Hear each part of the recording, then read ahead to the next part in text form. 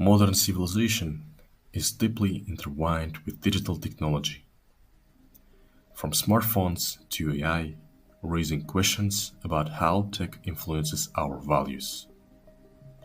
Today's global connectivity, enabled by the internet and mobile devices, has transformed communication. And this unprecedented access brings both opportunities for moral action and new ethical challenges. In this video, we'll ask, how does technology reshape social values and morality?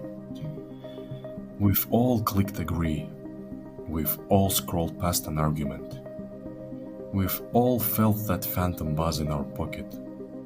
We think of technology as a tool, a hammer, a car, a convenience. But what if it's not just a tool? What if it's a mirror? Or worse, what if it's the hand shaping the clay? What if the code we write is rewriting our morality?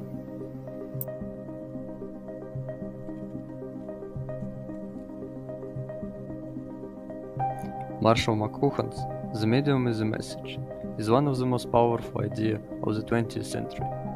It means that technology itself, its structure, its rules, is what changed us, not the data we pass through it. Consider the like button. It's not just a content, it's a mechanism. It transforms every thought, photo, and opinion into a public referendum.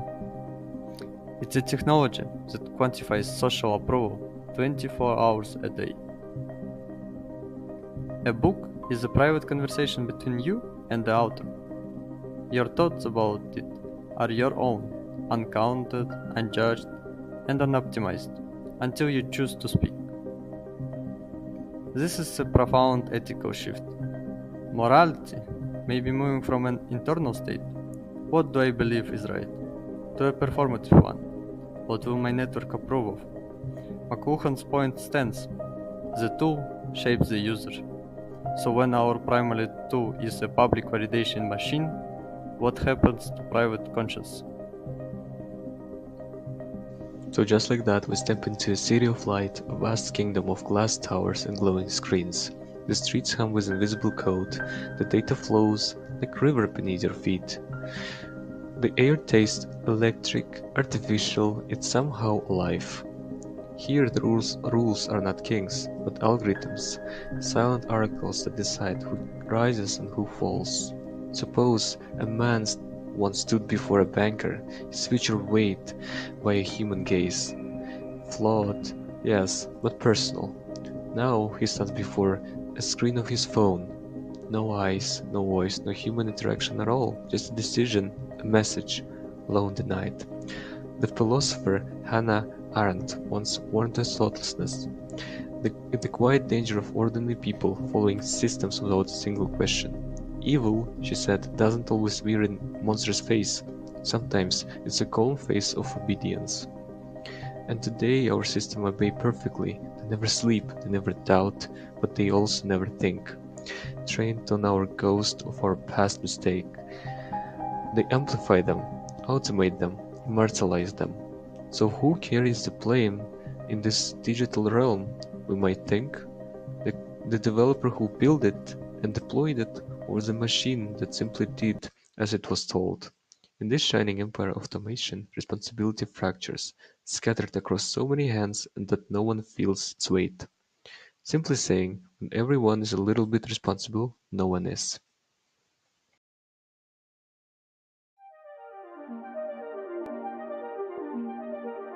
We live inside an attention economy.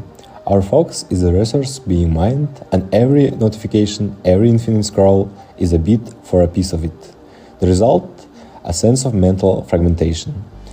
We're connected to everything, yet we struggle to connect with anything deeply. This feels like a new problem, but its roots are ancient. To find a way through, we can turn to an unlikely guide: the 19th century Kazakh poet and philosopher Abay Kunanbayev.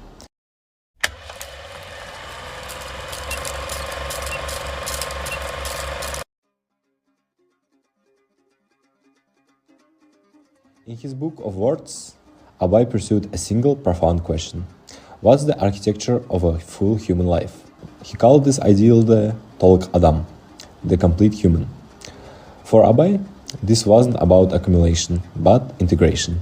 It required the harmonious development of three core capacities. The intellect, beyond mere knowledge, this is the discipline of critical thought. The courage to question dogma and the patience to pursue the truth. The heart, the seat of consciousness and empathy. The capacity for moral feeling that connects us to the humanity of others. The will, the strength of character to act in an alignment with one's knowledge and consciousness, to bridge the gap between understanding and action. A life out of balance, a sharp mind without moral compass, or deep feelings without the will to act, is an incomplete one. Wholeness was the goal. Now place Abai's blueprint for a complete self into the ecosystem of our digital world, and you see a fundamental clash of designs. How do we cultivate disciplined intellect when our platforms are engineered for perpetual distraction?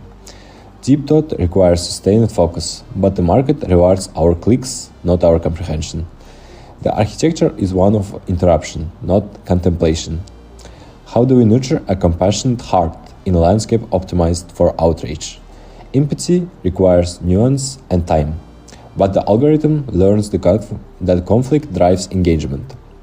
It feeds us simplified narratives of heroes and villains, eroding our capacity for complex feelings. And how do we exercise a resilient will when our tools are designed to break it? Every autoplay video and push notification is a test we are set up to fail, chipping away at our agency and our ability to direct our own attention.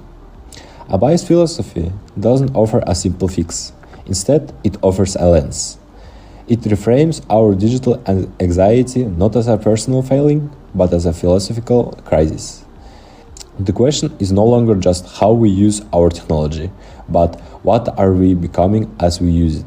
Are our tools helping us integrate our minds, hearts, and wills, or are they systematically pulling them apart?